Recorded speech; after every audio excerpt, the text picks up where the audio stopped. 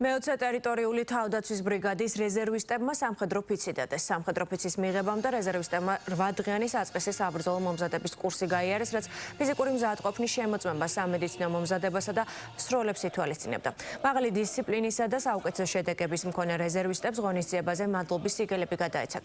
ასევე სამსახურეობრივი მოვალეობის შესრულებისთვის სამხედრო ხელმძღვანელები და ინსტრუქტორებიც დაჯილდოვდნენ. ახლა რეზერვისტები ტერიტორიული თავდაცვის მეოცე ბრიგადის სხვადასხვა ბატალიონში გადანაწილდებიან. ჩემთვის ეს დღე იყო ძალიან მნიშვნელოვანი და დარწმუნებული ყოველი რეზერვისტის ესეთი მნიშვნელოვანი იყო.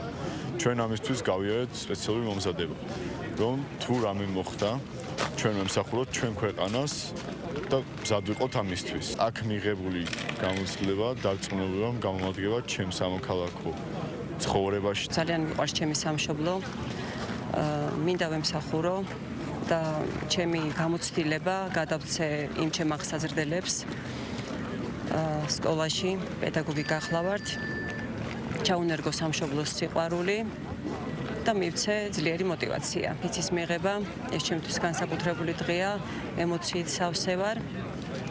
მიამაყება რო ვარ საქართველოს შვილი, ვიდგები საქართველოს ადარაჯოზე და დავიცავ ჩემ სამშობლოს. გულოცავ ახალგაზრდებს ამ მნიშვნელოვან დღეს, ფიცის დადების დღეს და მიამაყება რომ საქართველოს ყავს აი ესეთი ახალგაზრდები, რომლებიც მზად არიან თავიანთი სიცოცხლით და ჯანმრთელობით დაიცვან ჩვენი სამშობლო.